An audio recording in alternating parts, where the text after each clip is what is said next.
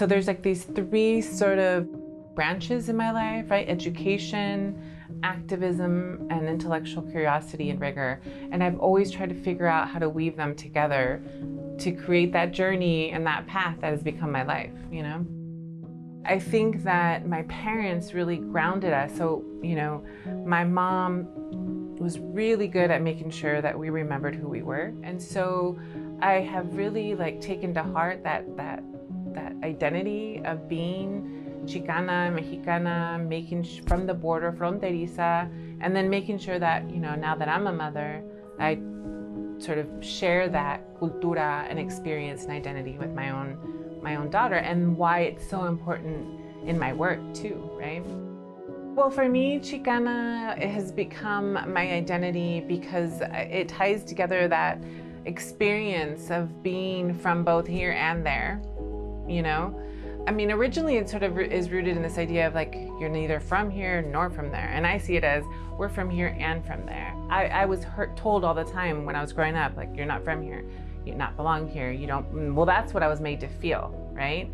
It wasn't until I got that language of Chicanidad that helped me say, yeah, this is what I identify with. But it's also not just an identity, but a political identity, right? That recognizes that I'm here, I define myself in this way, but also because I want to advocate for my communities, for my people, and for the future generations that are to come. Nobody is born to be an activist just because, right? We want to enjoy life just as much as everybody, but we can't if communities are not having the same kinds of resources and conditions that allow them to find joy, to be healthy, you know, and to raise their families in just ways. And so one of the things that I do in one of my projects is to think about mothering, you know, mothering as a culturally resistant, politically resistant, right? To think about how to be a Chicana mother. One of the things that we did very specifically as part of this collective I'm a part of called the Chicana Motherwork Collective is we created a social justice curriculum in the summer of 2020 for young people. So we decided that we wanted to create a curriculum for families to have discussions around what is racism? You know, what are gender stereotypes? What is homophobia, right? What does it mean to be anti-Indigenous? What does it mean? What does Black Lives Matter mean, right? The change that we want to see in the world must happen in our relationships. And most often those need to happen in the relationships in our home, right?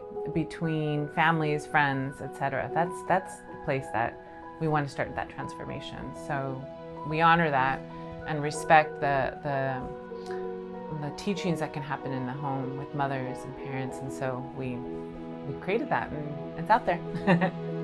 My story is not a linear story, right? And I think people have to know that, right? Because once you feel like your story veers off, right, then you think, okay, that's it, those possibilities no longer exist for me. That happens especially to young mothers. I started a collective here on campus called Mothers of Color in Academia, based on some work that was happening at other campuses. And so many times people are told, like, once you become a mother, that's it. That's all you are. And to be a mother is an honor. I'm not negating that. But it doesn't mean that all of your other aspirations have to die with it, right? And you can use your experience as a mother to radically shape, you know, how you want to raise your children, but also how you want to do work in the world. And so I fought hard, right, to create a space in my research that acknowledges not only my positionality, but that finds value in the stories of women and the communities that I come from, right? And so that is what I've been fighting for my entire career.